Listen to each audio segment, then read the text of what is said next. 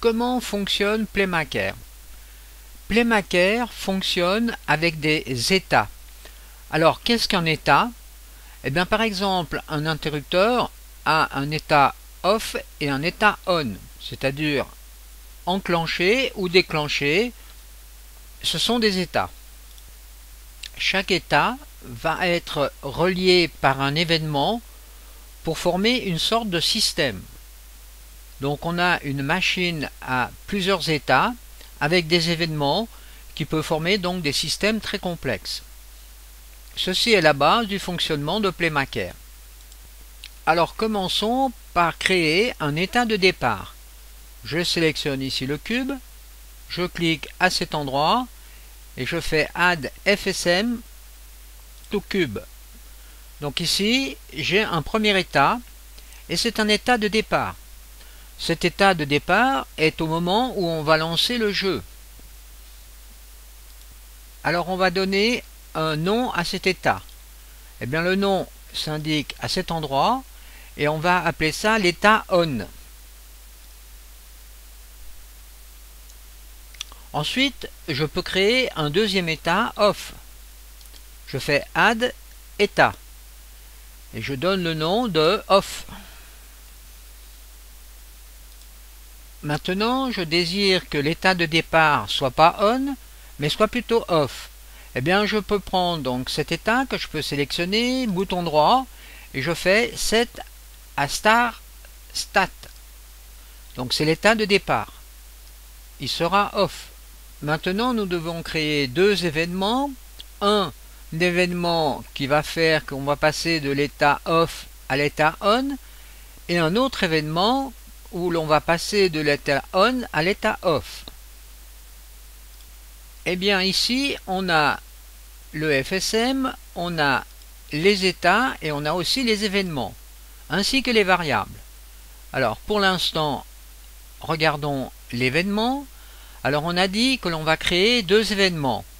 Alors le premier événement, on va l'appeler Turn On. Et je fais retourne pour que l'événement soit créé. Je fais un autre événement Turn Off. Maintenant que nous venons de créer deux événements, eh bien ces événements, on doit donc les rattacher aux états. Et pour cela, on va utiliser une transition entre deux états. Alors, je sélectionne Off, je fais bouton droit, je fais Add Transition, et je choisis par exemple ici Turn On. Nous pouvons maintenant rajouter pour l'état On, eh bien aussi une transition vers Turn Off. Maintenant, vous constatez ici qu'il y a des points d'exclamation. Eh bien ceci veut dire que vous avez bien créé vos événements sur les états, mais que vous n'avez pas fait les connexions entre les états. Alors pour faire une connexion, on clique dans la partie Turn On, et à ce moment-là, vous voyez qu'il y a une flèche qui apparaît, et vous pouvez aller chercher la connexion sur Turn Off. La même chose, si vous voulez revenir comme ceci. Maintenant, nous devons appliquer une action. Pour appliquer une action, on va ici dans le browser Action, on va choisir dans la catégorie GUI un bouton, GUI bouton, que je vais additionner à l'état en faisant Add Action to State. Maintenant, on va faire la même chose sur l'état Turn Off. On va rajouter aussi un GUI bouton. Alors maintenant, je reviens sur le premier état et à cet endroit, on va définir l'événement. Alors, Send Event. Alors, eh bien, si je fais Turn On, c'est correct. Maintenant, si je fais Turn Off, et bien là, vous voyez, j'ai un message d'erreur. Car on ne peut pas faire un off sur un off. bah, l'interrupteur étant éteint, eh bien il ne peut pas être éteint à nouveau, vu qu'il est déjà éteint. Donc ici vous avez donc une facilité dans Playmaker, c'est qu'il détecte les fautes de ce type. Alors mettons plutôt un turn on, à ce moment-là c'est correct. Je fais la même chose ici, mais cette fois-ci je fais un turn off. Ensuite je dois définir un texte pour le bouton. Alors ici pour ce bouton je vais marquer comme texte on. Ensuite je dois définir l'endroit où va se positionner donc le bouton dans l'écran. Alors on a ici left, top, largeur et hauteur. Alors ici je vais mettre 0.1, 0.1. Ensuite largeur 0.2 et puis hauteur 0.15.